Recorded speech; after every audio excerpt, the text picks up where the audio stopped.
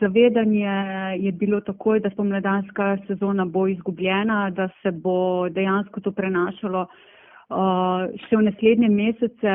To se je videlo že takoj v marcu, ampak zdaj je potrebna osredotočenost na jesenski del, na martinovanje, predvsem pa naslednje leto. Ni pa v bistvu to vplivalo samo na turizem, ampak je vplivalo tudi na izvedbo raznih dogodkov, prireditev, srečanj, ker naš zavod izvaja tudi različne projekte, so se ustavile tudi te aktivnosti. Največji izziv je trenutno prilagodljivost. Predvsem krajša potovanja bodo gonilo okrevanja turistične panoge, je prepričana Pernovškova. Iskali bodo varna potovanja, sam način potovanja se bo spremenil, drugo razmišljanje bo, mogoče bodo bolj osredotočeni na naravo, jasno pa, ker so bili izdani strani države tudi določeni ukrepi.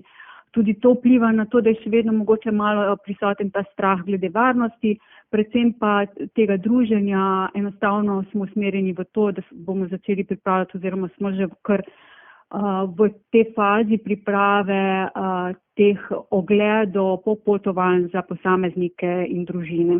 Še vedno računamo, da mogoče v jeseni bo kakšen obisk, da ne bo ničena, ker je še vedno to martinovanje in neko decembrsko dogajanje, ampak vendar se zavedamo, da bo izpada veliko, glede na to, da tudi usmeritev je zdaj v domače goste, v manjše skupine.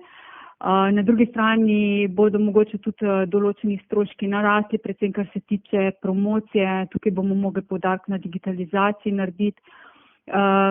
Dejstvo je pa, da se bomo mogli tudi malo več povezovati s ponudniki, kar je mogoče tudi prednost in hkrati izziv za njih in za nas, da najdemo neke novejše, inovativne priložnosti. Čeprav mi smo že kar nekaj začeli razmišljati, da bi izvajali tudi neke degustacije s pomočjo teh drugačnih pristopov, ampak še vedno tudi tukaj je potem izziv, kako prepričati ljudi, da je tovrstna ponudba lahko zanimiva.